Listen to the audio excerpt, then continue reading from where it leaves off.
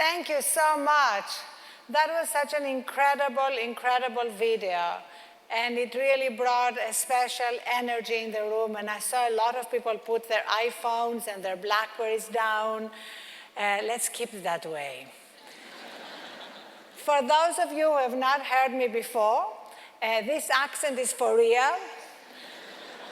It's been the bane of my existence. I struggled for years, especially when I lived in England and went to school at Cambridge, and I was laughed at. And basically, I didn't relax about my accent until I moved to the States and met Henry Kissinger. And he said to me, never worry about your accent. He said, in American public life, you can never underestimate the advantages of complete and total incomprehensibility. So I'm really excited to be speaking here with you. I feel that, oh, my speech is down on the floor.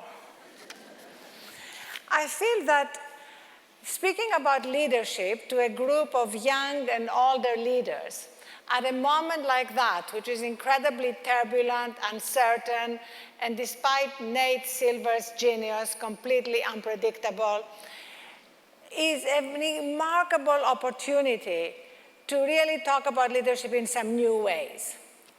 And for me, if you look at leadership now, it's a little bit of a split-screen world. Let's get my jacket off and get going. You basically have on one screen an amazing number of leaders who are very smart, high IQs, great degrees, making terrible decisions in business, in media, in politics. Basically, look at Washington. It's incredibly depressing. It's really looking again and again at people who seem to be incapable of making anything but suboptimal decisions about our biggest problems.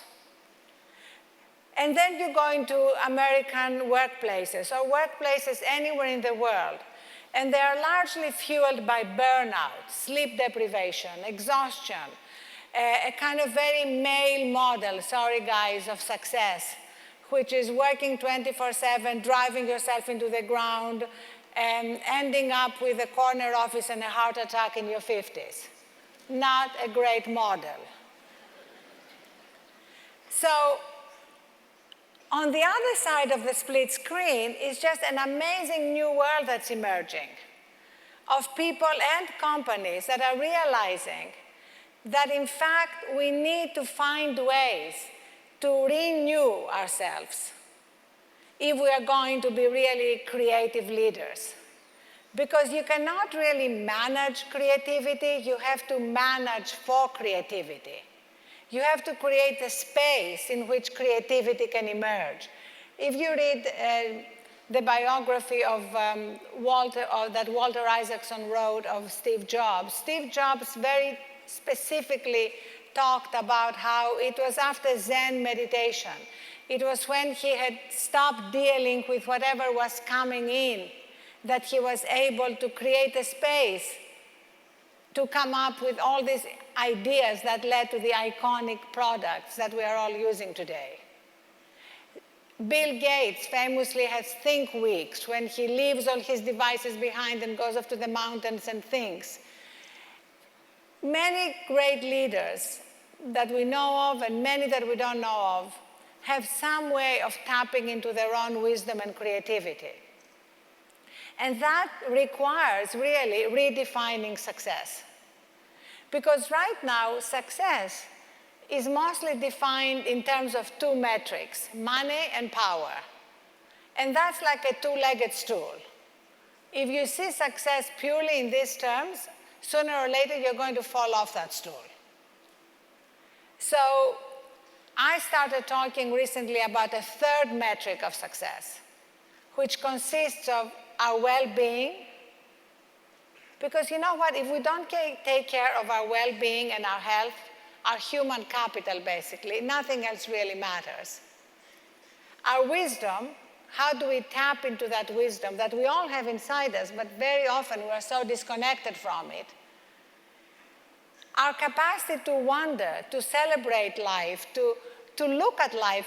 You walk down streets now, and most people are not looking at anything except their iPhones, or even just listening to something on their iPods. It's as though we're afraid of space and silence. And also our ability to give back, which was what this amazing video was about. That's really what makes a complete life. But the way we define success, the way many companies are run and led, does not promote these other values. It just promotes the first two. And that's why you have this language of war metaphors in corporate America. You know, we're killing it, we're crashing it. You know, the whole sort of Darwinian thing going on. And as a result, people are living in a constant fight or flight mode. And now my new role models in life are gazelles. I want you to look at gazelles. So here's what happens with them. If there is a danger, you know, a leopard appears or something, gazelles run like crazy. The minute the danger is over, they graze. We just need to learn to graze. We are running all the time. We are running even when there are no leopards or lions or anything. This is like the mode we are in. So as a result, I'm not... Who is doing that? You know, I'm not surprised that the CEO of Inbound, I was following him on Twitter, Dharmesh, and he tweeted in the middle of the night last night that he could not sleep. He said he just gave this great presentation, he talked to everybody afterwards, and he could not sleep. And his hashtag was, I hate insomnia. So first of all, Dharmesh, just go to the Huffington Post sleep section. We have an enormous amount of things that you can do to be able to sleep beautifully like a baby tonight. Also, another thing, take a nap. I don't know where you are, but take a 20-minute nap. You know, if you're tired, it's much better to stop, take a nap, and then get back to your day. At the Huffington Post, we have 2 nap rooms.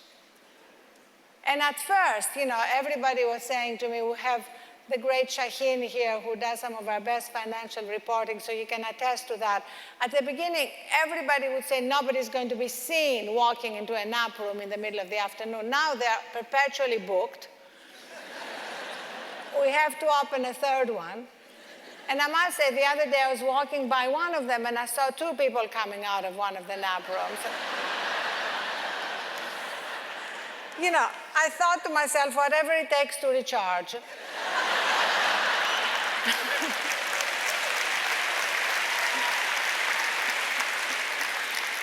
Just don't tell HR. But my point is that if you look at what leaders have written about their mistakes, Bill Clinton famously said that he made his biggest mistakes when he was really tired. He did not specify what mistakes those were. But if you read a biography of Winston Churchill or Leonardo da Vinci or JFK, they were great nappers. The point is, how do you reconnect with your own energy, renew yourself, and then get back into your life, get back into all the things that you love to do, but not from a place of exhaustion and burnout. Burnout is the disease of our civilization. And if I can talk to the women in the room, women will have to lead the way out of it. Not because men aren't going to be huge beneficiaries when we are out of it, but because you guys have designed the world we're living in. And it's not really working.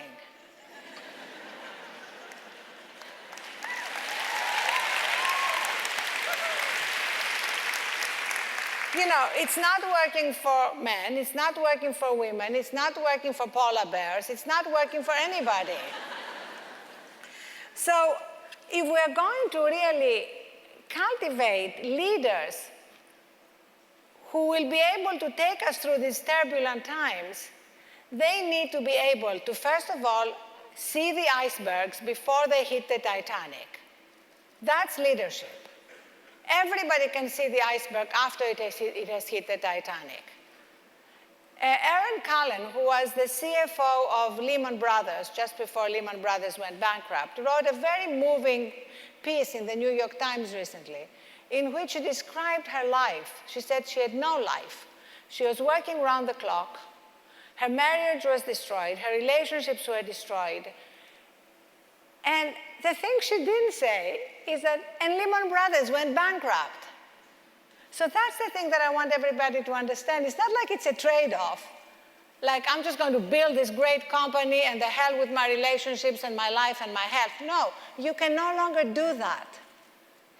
Because the world is moving so fast, change is happening at such overwhelming speed that if you're not really connected with your own wisdom, your own intuition, if you're not able to listen to what Steve Jobs called the whisperings, if you're not going to be able to tap into the zeitgeist to know what the needs are before even your customers know what they need. People didn't know they needed an iPod, did they? If you don't know all that, you're not going to be able to be an effective leader. That's why I love the name inbound, because inbound means also going inward into yourself. It's not all about being outward.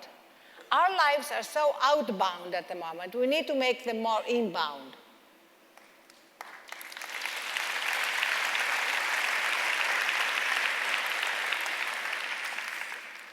In fact, the great philosopher Plotinus in the 3rd century said that there were 3 forms of knowledge.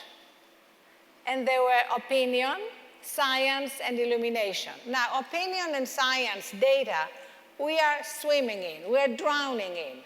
But illumination and wisdom is exactly what we need desperately more than ever right now. And I love going back to the ancients because the great thing right now is this combination of ancient wisdoms and modern practices. And whatever it is that you're creating, remember, there is a lot of wisdom we can tap into and bring it back into whatever new we're creating. And when we launched the Huffington Post in 2005, it was really going back to some of the best things of journalism, of communication, of aesthetics. We actually hired someone who was designing New Yorker covers to design the cover because we wanted a more old-fashioned typeface. You walk into this convention hall, and it's great that it's old. And you go into the new one by the airport, and it's like, I'm sorry, is anybody here from that place? Because it just doesn't seem human. So bringing in the ancient and the modern together in every sphere of life is incredibly powerful. And whenever we are creating something new, it doesn't mean we are abandoning something old. At HuffPost, for example, the thing that I love the most is that we can be a journalistic enterprise and be a platform. That we can have 850 journalists and reporters and engineers around the world, but we can also have tens of thousands of people who otherwise might not have a voice, have a voice. And one of my favorite things is when we discover something on somebody's blog that gets like a few dozen readers, and then we ask them if we can move it on the Huffington Post. And it just goes crazy. I mean, there is a post that's my favorite. I urge you all to read that we posted last week by a mother called The Day I Stopped Saying Hurry Up. She has a 6-year-old child, and she was writing how she used to say to her daughter, hurry up and have your breakfast, hurry up and get dressed, hurry up and go to school, hurry up and go to bed. And she suddenly said, this is the way to just drive her crazy at the age of 6. And that's how we lead our lives. And she wrote that, and suddenly it has over 1 million likes, and 7 million people have read it, and it just took off. And that's the magic of the internet. That's the magic of what can happen right now, that somebody with something to say that resonates can really take off. And in fact, I want to invite all of you who have something to say, otherwise you would not be here, to say it on the Huffington Post. And we don't care where else you say it. It's not about exclusivity. It's about distribution. It's about making it available to millions more people around the world. And to make it easy for you to bypass the Huffington Post growing bureaucracy, I am going to give you my email address, which is Arianna, with one R and two N's, at huffingtonpost.com. That's what happens when you found a company, you get the good email address. So send me anything about your sleep habits and your marketing habits, because they are connected. And in fact, when the title of my speech that was chosen was Leadership from Politics to the Boardroom, I actually wanted to add the bedroom. Because leadership in many ways starts in the bedroom. I mean, my bedroom, for example, is a completely technology-free zone. I never take my devices to bed. I never take iPads, iPhones, Blackberries. I don't charge them near my bed because I feel it's imperative to be able to have uninterrupted renewal time, not to actually be tempted. If you're going to be waking up in the middle of the night for whatever reason, if you can't sleep like Dharmesh last night, he was tempted to get his iPhone or BlackBerry and tweet, because Dharmesh, it must have been really close to your bed, which is an absolute no-no if you go to the Huffington Post sleep section. And the truth of the matter is, it's great to read real books. Does anybody here still read real books? Great. So I only read real books by my bed. And you create that kind of atmosphere of disconnecting from your day, renewing yourself, and getting back into your day with new energy and new passion and enthusiasm rather than dragging yourself through the day. Isn't that the worst feeling? When you really sometimes want to crawl under your desk? So men have actually, to a large extent, been responsible for that again, because they have somehow equated sleep deprivation with virility. I had dinner with a guy recently who bragged that he had only gotten 4 hours sleep the night before, and I didn't say it, but I thought to myself, you know what, if you had gotten 5, this dinner would have been a lot more interesting.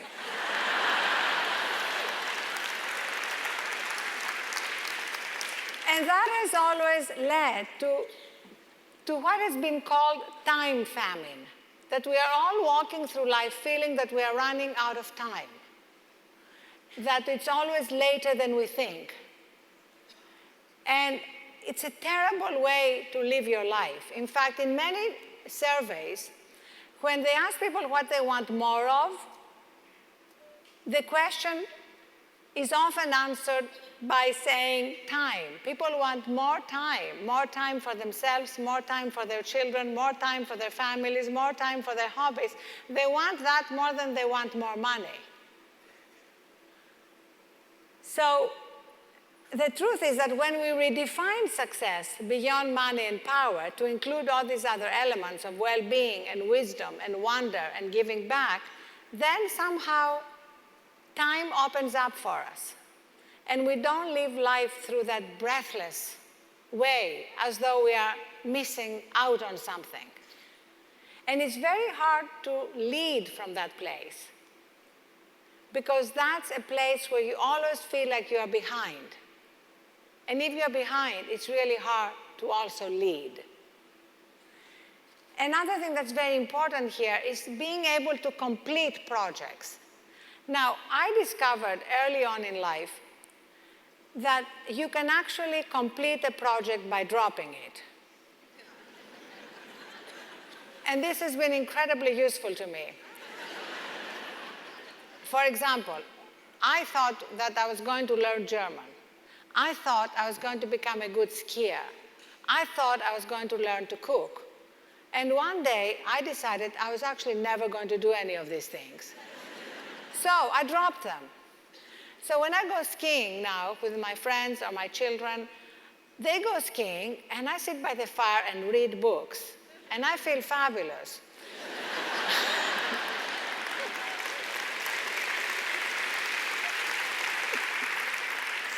So you just have to decide what are you going to put your energy into and what you're not going to put your energy into. And that's just as valuable.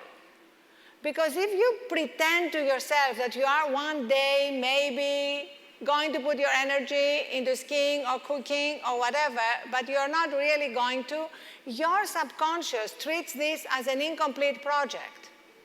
So you need to give your message to your subconscious that this is done, we're done with that. And that also means, I leave movies in the middle, I leave plays in the middle, I decide that I'm never going to finish this book, it's not interesting enough. It's fine, you can do all these things. Just do them with clarity. This movie is dreadful. I'm walking out. It does not deserve another 15 minutes of my life. And also, this relationship. How many people stick to relationships? For whatever reason. I, for example, was very much in love with a man in my 20s who was twice my age and half my size, but that's another story. Love is blind. And by the time I got to be 30 and I really, really wanted to have children, he decided he really, really wanted to have cats and no children. And I decided I really wanted to have children. So I left. And because I didn't trust myself to stay in London, where we lived at the time, and not go back to him, I left and moved to New York. And really, everything that happened in my life, my children, the Huffington Post, being here speaking to you today, happened because a man wouldn't marry me. Remember that. Because very often, the worst things in life, the things that seem terrible heartbreaks at the time, are the best things that could have happened to you because they open doors to other things that otherwise would not happen.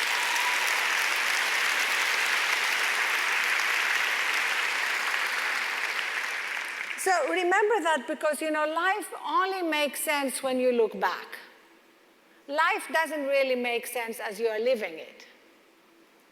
And one of my favorite poets that I love to read in bed is Rumi. And Rumi said something that I love, which is live your life as though everything is rigged in your favor.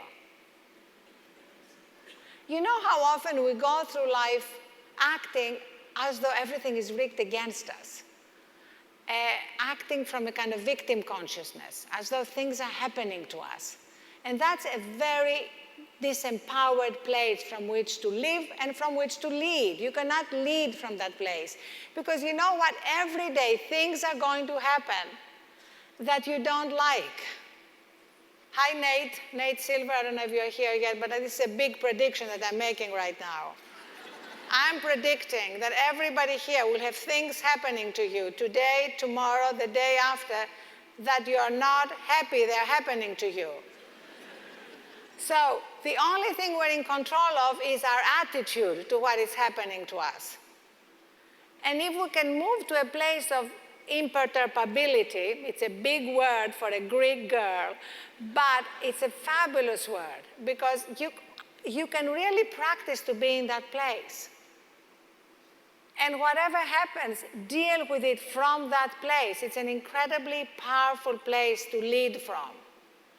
Because whatever happens, you kind of expand to include it. You are bigger than whatever happens to you. The alternative is to contract the minute something happens. And then you are smaller than what just happened to you. And you see, leaders are able to take the most adverse circumstances and turn them around. They're able to take criticism and move on despite that. And it gets easier and easier and easier. Trust me, I know when we launched the Huffington Post, on day one, we had terrible reviews. One of them I've learned by heart. It said, the Huffington Post is an unsurvivable failure. It is the movie equivalent of Gigli, Heaven's Gate, and Ishtar all rolled into one. And the person who wrote that review a year later sent me an email saying I was wrong, the Huffington Post has become an indispensable part of the internet. Can I write for you?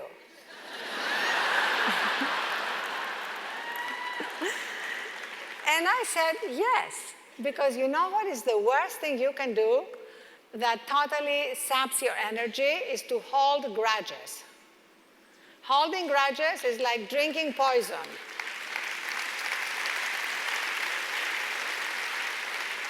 There is so much science now around that. There is so much science around living in the moment and being present, the whole science of mindfulness, that it is beyond any doubt that if we can actually be every day present in that day, we're at our most powerful. And this is actually ancient wisdom again. The Bible says, let the dead bury the dead. The evil of today is enough. Don't carry it with you into the next day. I mean, one of the worst little needlepoint pillows that if I see it in anybody's living room, I'm really tempted to take it away and burn it, says, living well is the best revenge. Really? That's such an other-directed way of living your life. That's, again, how people lead their lives in some way based on what somebody else wanted them to do. You know how when people change careers, which I love sometimes, when they decide, you know what, I'm not happy doing that. I'm doing that because that's what my mother wanted me to do, or my neighbors wanted me to do, or a magazine I wrote in my teens. It's not who I am. And updating our images of ourselves is absolutely key. And defining success according to what is important to us. Because that's our life. And we can't live anybody else's life. And, you know, I had an amazing mother who taught me a lot of things, including the fact that failure, as she used to say, is not the opposite of success. Failure is a stepping stone to success. And as Seth Godin said in his speech here, you know, if you say that failure is not an option, he said, then success is not an option. Increasingly today, when everything is constantly changing and evolving, we need to be able to create teams that are willing to fail. And as leaders, we need to be able to say, failure is part of the process of leading to great products, great companies. And if you're not willing to do that, you're not really willing to do something great. And that also involves patience. One of the worst things that we've done in corporate America is the whole system of quarterly earnings. The fact that every company now that is a public company is expected to beat expectations every quarter has led to some of the worst decisions in companies.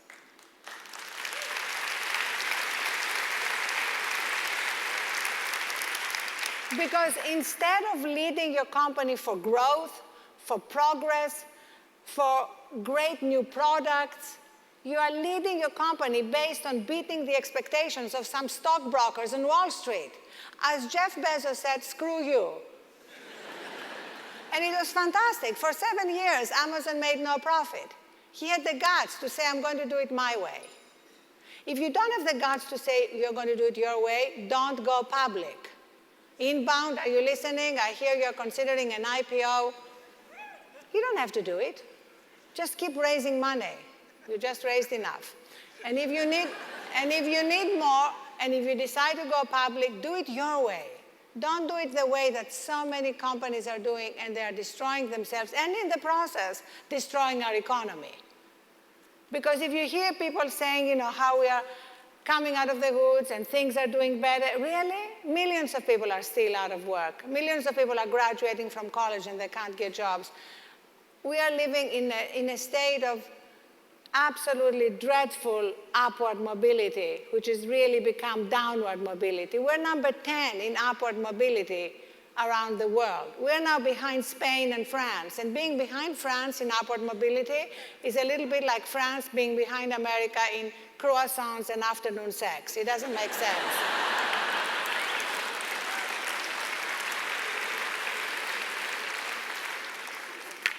So one of the major problems we're having when it comes to finding that place of wisdom and strength inside us is technology. Now, I speak as somebody who runs a 24/7 technology-based media company. So I'm not putting down technology. I think technology has been absolutely amazing, magical, and really, in a way, has created a Garden of Eden of communication and connection. But there is a snake in the garden.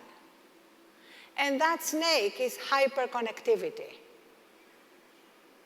And this is the time for us to just really take charge and learn to disconnect from technology in order to connect with ourselves. Otherwise, what I'm seeing around is incredibly troubling. I was at the airport at LaGuardia today, waiting to take my plane to come here.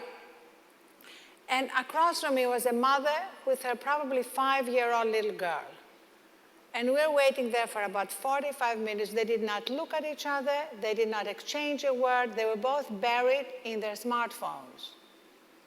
And I wonder, that child has probably grown up like that. And what is this doing to her brain? And how is she going to be able to have human connections? I mean, I have 2 daughters who are in their early 20s. And at least they had a lot of years without smartphones. So they have kind of a memory of what that world is like. But what happens if you have no memory of what that world is like? That's why we launched another section on the Huffington Post called Screen Sense, where we really work with parents to help them deal with screens and their children. And it starts with dealing with screens and themselves.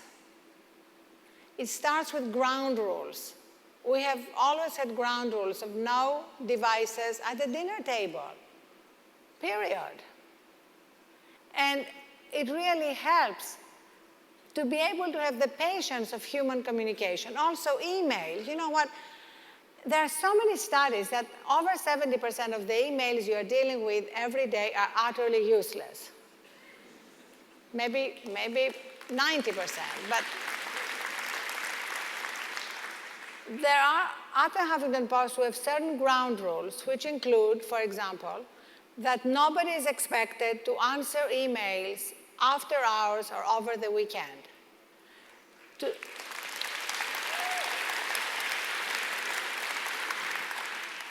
Everybody who works with me knows that I may send emails because I get them off my to-do list, but they're not expected to respond. If there is something urgent, we'll find them, we'll call, we'll text, but 99% of the time it's not urgent.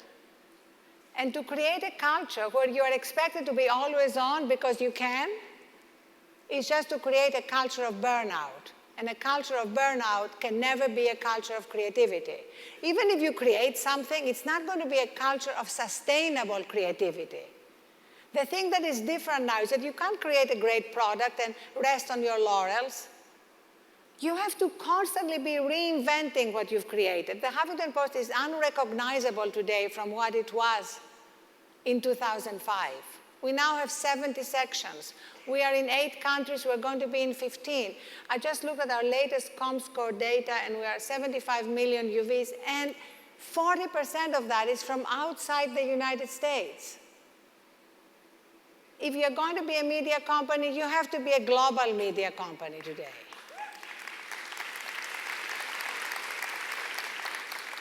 But you cannot be constantly inventing and reinventing if you operate from burnout.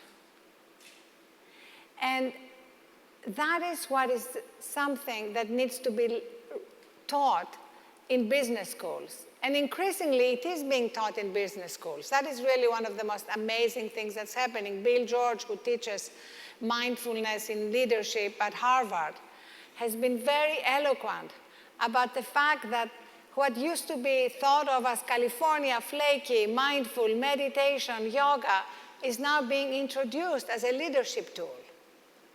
And we had our first, Mika Brzezinski and I co-hosted our first Third Metric conference in New York on June 6th.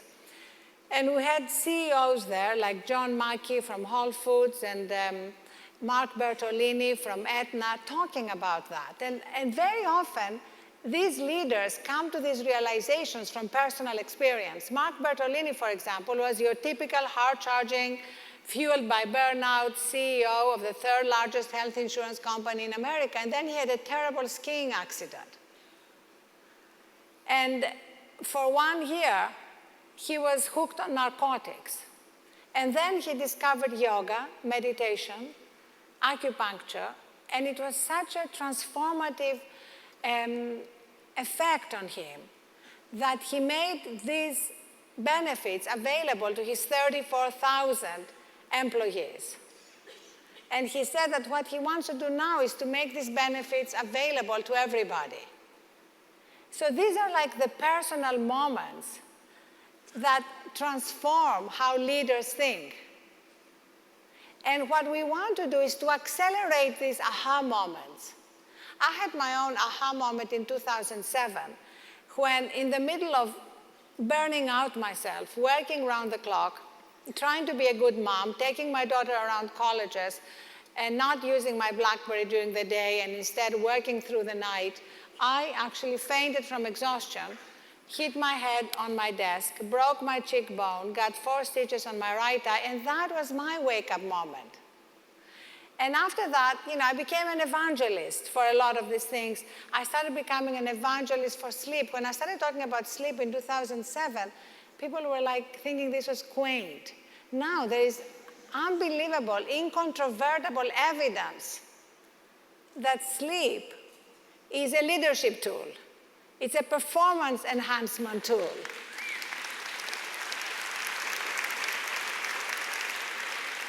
Or, as I told the graduating class of Smith when I gave the commencement there last May, it's time to sleep your way to the top.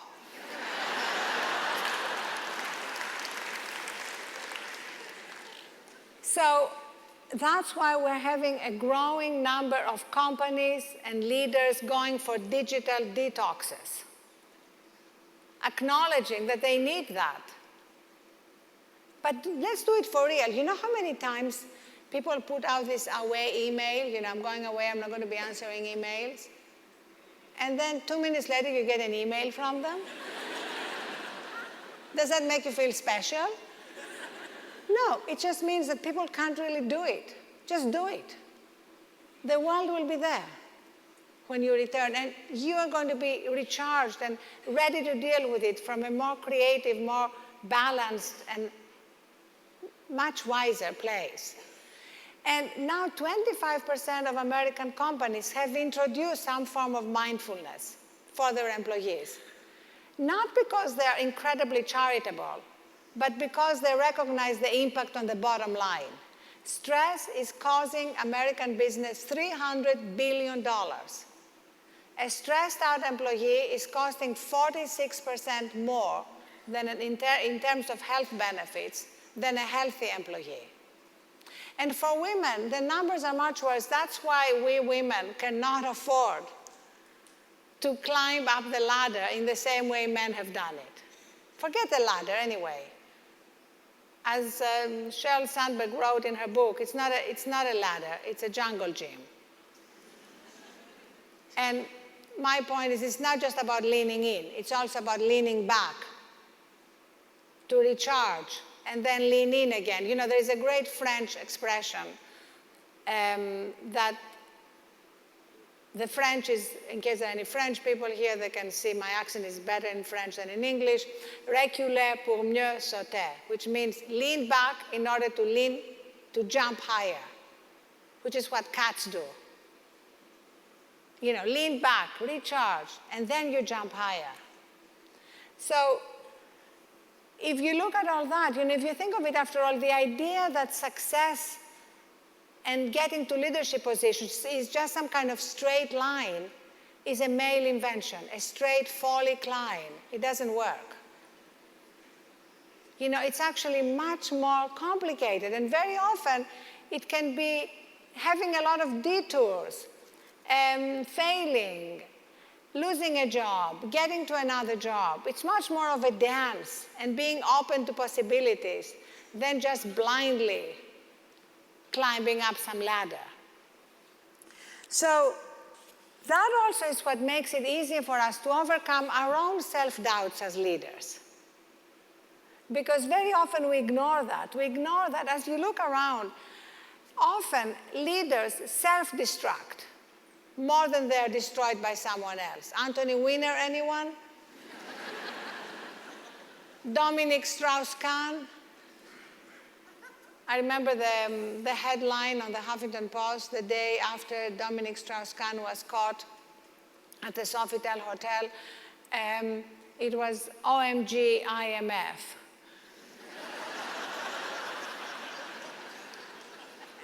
Basically, incidentally, why is it always men? Well, who was the last woman who self-destructed in that way? Just saying.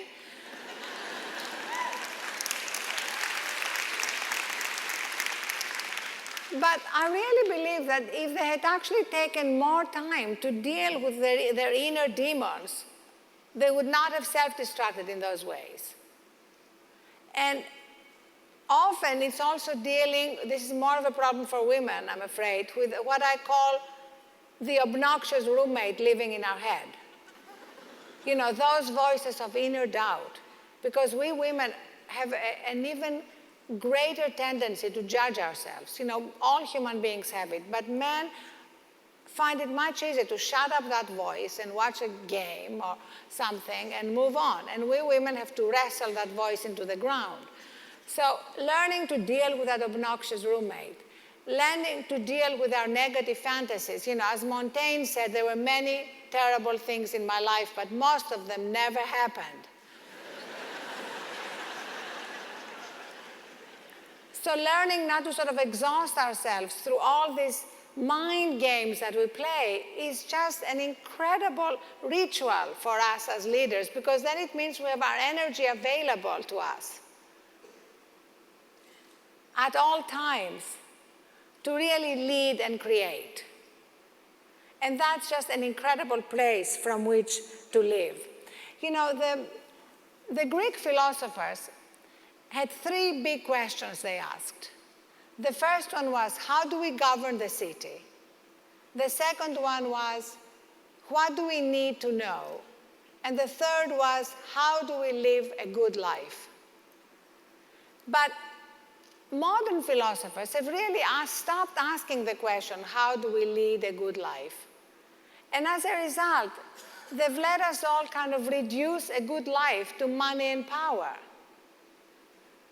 And yes, when you go to people's funerals and memorials, they talk about other things. They talk about the third metric. They talk about how wise somebody was, how kind someone was, how much they gave to their community. They don't say, you know, this person was worth $3 million, $225,000 when they died. Have you ever heard that in a memorial? Oh, you know, this person ended up being an SVP. Amazing. No. So if we can take, you know, these values that we eulogize people about after they die and actually incorporate them into how we live, we would actually change the world.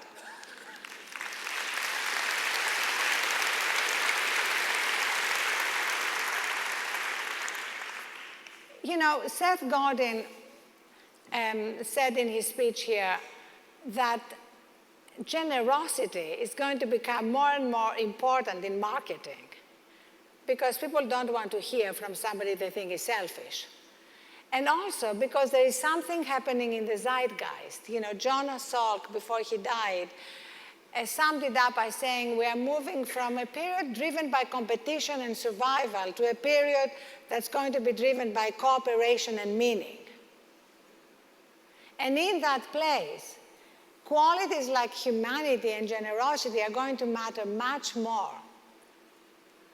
And that's why Adam Bain recently, when they asked him how he's going to monetize Twitter, he said three things: humor, humanity, and huge deals. Humanity, generosity, these things are going to become increasingly important as the times we're living through are going to be more and more turbulent and uncertain. And that's why the kind of leaders that we need right now, if I can end with that, have to remember what Archimedes, my great compatriot, said. He said, give me a place to stand and I can move the world. Now that place is inside each one of us. It's that place of strength, wisdom, peace. We all know it. We've all been there. And we all also know that most of the time we are not there. That's why actually we even launched an app at the Huffington Post. Yeah, there is an app for that. And we called it GPS for the Soul. And you can download it for free from the App Store. And it gives you a proxy for your stress level, your heart rate variability.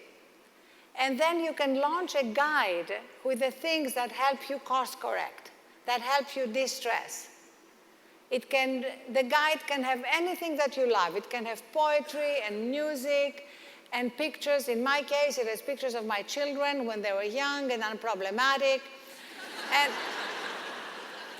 And it can take just under a minute, but that short time can help you reconnect with yourself. You know how your device, when it's out of range, sends you a little signal that says, restore connection? We need to say that to ourselves, restore connection. Because if we're operating from a disconnected place, we cannot really lead. Leaders find that place that Archimedes talked about, that place of wisdom, strength, and real connection. And they lead from that place. And from that place, we can truly create miracles and change the world. Thank you.